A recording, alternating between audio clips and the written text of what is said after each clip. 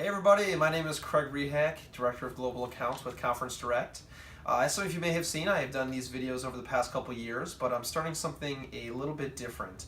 I kind of want to do a Contracts 101 sort of series. So the first one that I'm going to be going over is the attrition clause. So in this video, I'll kind of just give a quick minute or two overview of an attrition clause, what you should be looking for, and what I suggest. The first thing that you really should be looking at in an attrition clause is the allowable amount of attrition and whether it is per night or it is going to be cumulative.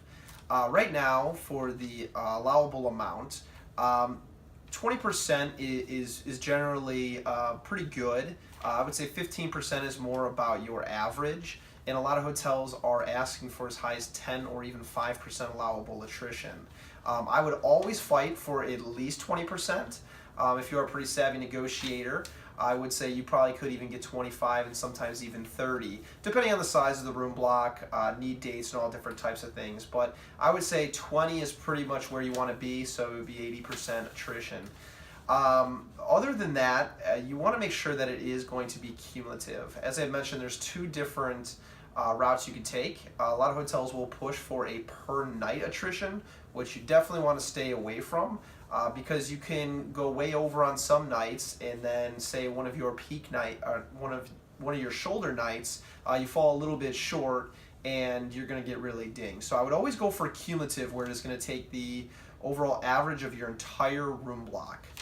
So those are really two main components to, first off, avoid any attrition before you get into any sort of attrition talks. But if you are starting to get into some attrition, there are a couple other things that you really need to make sure that are in that attrition clause. One of them being a resale clause. So that basically means that when you do fall into attrition, whatever you do not use in your block, the hotel is going to go ahead and resell. It usually is going to be last rooms resold, which is okay, but at least it gives you that out that if the hotel sells out.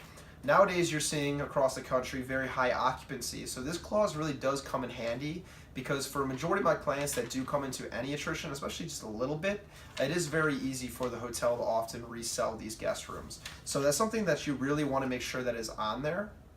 So when you have that resale clause and you do start falling into attrition, you need to determine the hotel's occupancy. And then you need to also run an audit. So those two things on top of the resale clause will really help you kind of get out of any attrition. By running the audit, basically you'll find anybody that may have booked outside of your block, and we can go ahead and add them inside the block. And then determining the hotel's occupancy, it should always state in there that if it reaches a certain occupancy per day, or if it's just 100% occupancy, that you will not get attrition over those nights. Once again, as I stated, right now we are seeing a really high occupancy throughout the country. So if you do have that in there, we can go ahead and pull the daily report from the hotel, and we will be able to see that they more likely did sell out, or at least minimize the overall damages that are owed. Now, step 3 is really determining the damages. So after you've done all of that, you've determined the amount that you would owe them, you've done your audit, you have pulled their occupancy, you kind of have done the resale clause, you've done everything you can, you need to determine the actual amount of damages. Now, in the clause, you always should have that if you do fall into this category, that is based on profit. I think that is the most important part.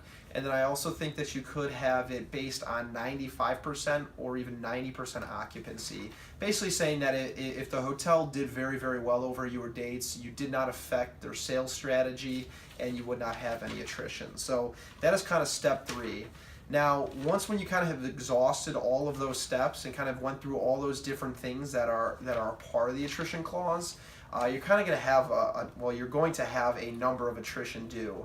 I would say step 4 and kind of your last thing is that you go ahead and try to negotiate with the hotel. I know it is in the contract and it is in writing, but a lot of times if you do sort of get a little creative and you offer some other incentives to the hotel to waive it or reduce it, such as booking future years, booking a different program at that hotel, maybe even if it's a corporate property, booking a couple other programs at another corporate property, some of those different things. But I would always at least trying to negotiate and do something rather than just write a check.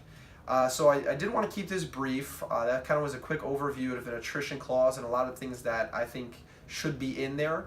Some of these things a hotel will not agree to, but majority of them they should, because it is relatively fair.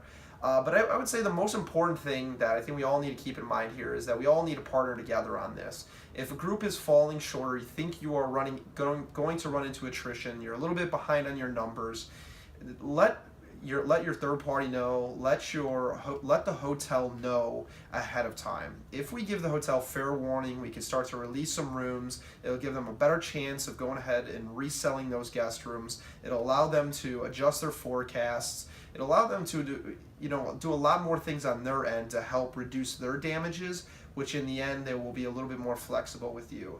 So I hope you learned a little bit from this video, and I will go and dissect another clause here next month for you for another Contracts 101 webinar. If you have any questions, always feel free to reach out. This is stuff that I love to work on, and this is things that I do for my clients. Hope you're having a great day. Talk to you soon.